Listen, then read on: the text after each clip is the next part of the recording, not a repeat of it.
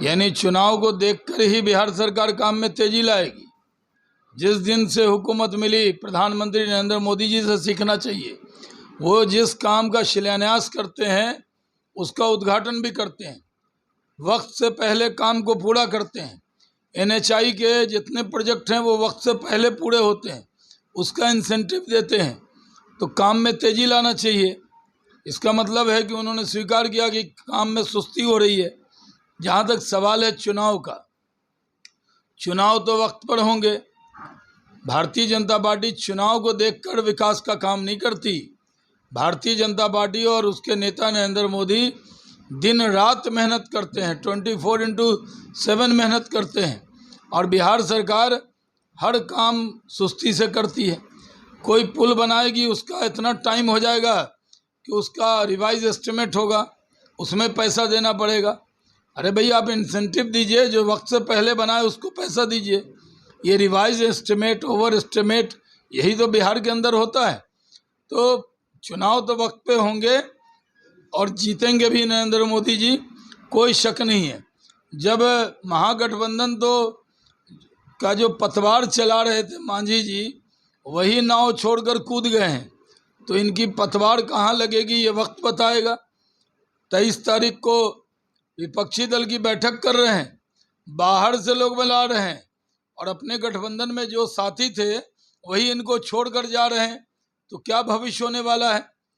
कोई कितना भी इकट्ठा हो जाए, 2024 में मोदी जी फिर से आएंगे, प्रधानमंत्री बनेंगे, और जदयू राजद कितनी कोशिश कर ले, बिहार में उनका खाता खुलने वाला नहीं है। महागठबंधन कह रही है कि बिहार से सफाया कर दिया जाएगा बीजेपी का।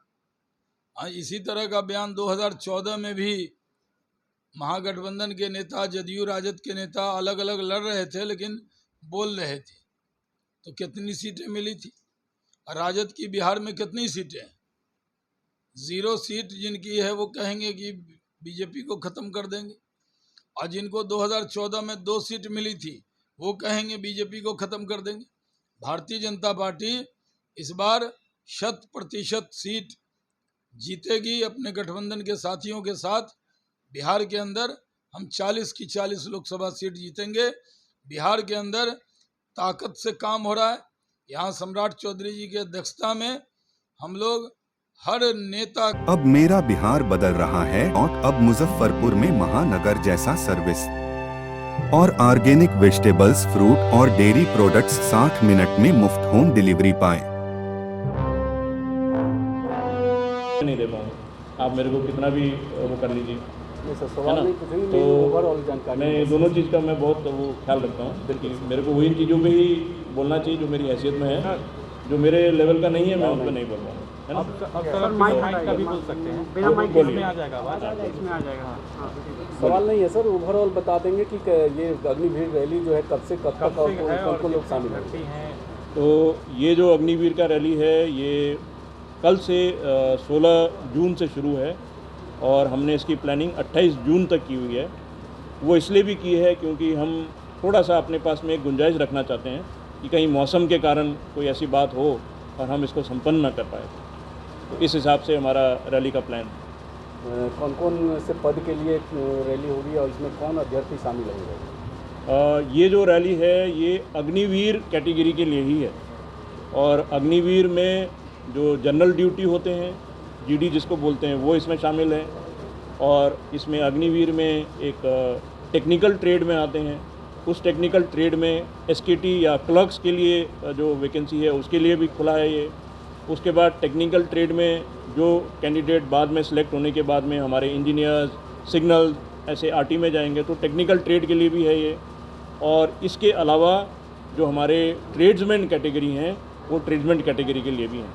किन किन जिलों के सर और कितने अभ्यर्थी शामिल हैं? इसमें अभिवर्ती तकरीबन 10,000 अप्रॉक्सीमेट शामिल हैं, और ये इसलिए क्योंकि पहले ऑनलाइन CE एग्ज़ाम हुआ था, उसमें जिन बच्चों का कट ऑफ में नंबर लगा और जो जिनका ताल्लुक़ इस मुजफ्फरपुर के ARO से है वही बच्चे इस एरिया में आ रहे हैं। जिनका ताल्लुक़ किसी और ARO से होगा तो वो उधर ही जाएंगे जब उनको वहाँ पे बुलाया जाएगा। तो आपने जो डिस्ट्रिक्ट पूछा वो यहाँ पे तकरीबन 6 से 7 डिस्ट्रिक्ट हैं जिसको मुजफ्फरपुर ARO दिखता है। उसको आप लोग अगर अपने स्टेट के हिसाब से बोलना चाहेंगे तो बोल सकते हैं कि जो पुराना तिरूट का जो इलाका है वो तिरूट को ये कवर करता है और साथ में वेस्ट चंपारण, ईस्ट चंपारण इनको भी ले लेता है। सर वैसे अभ्यर्थियों को क्या सुझाव देना चाहेंगे जो दलालों से बचे, उसको लेकर क्या व्यवस्था है? दलालों के लिए व्यवस्था ये है कि हमने अपने इस बंदोबस्ती कार्रवाई में जो सिटी पुलिस, एसएसपी साहब और उनके जो खुफिया एजेंसीज़ हैं उनको अपने इस रैली में अपने तरीके से शामिल किया हुआ है, कोऑर्डिनेट किया हुआ है।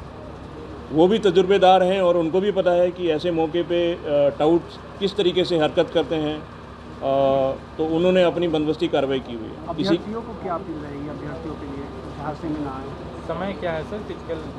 अब अभिवर्तियों के लिए मैं बच्चों को यही गाइड करूंगा, बल्कि मेरे से ज़्यादा शायद आप उनको अपने माध्यम से समझा पाओगे कि जैसा जैसा नतीजा है रैली में, जो भी नतीजा आता है, क्योंकि रैली में हर एक लेवल पे उन्होंने कुछ टेस्ट को पास करना है, तो उन्होंने वही करना चाहिए और उसमें अगर हो गए हैं तो बहुत अच्छा है, और अगर नहीं होते हैं तो जो भी प्रावधान है, जैसे कि मेडिकल के दौरान कई बार किसी चीज़ में वो अनफिट होते हैं तो उसके लिए उनको मौका दिया जाता है रिव्यू के लिए, तो उनको उस रिव्यू के ऊपर भरोसा रखना चाहिए, क्योंकि ये जो चीज़ उनकी मेडिकल में अगर सही है तो वो पास हो जाएंगे, नहीं होगा तो वो रह जाएंगे, लेकिन टाउट के ज़रिए वो अपने इस टेस्ट में क्लियर नहीं कर पाएंगे। ये मैं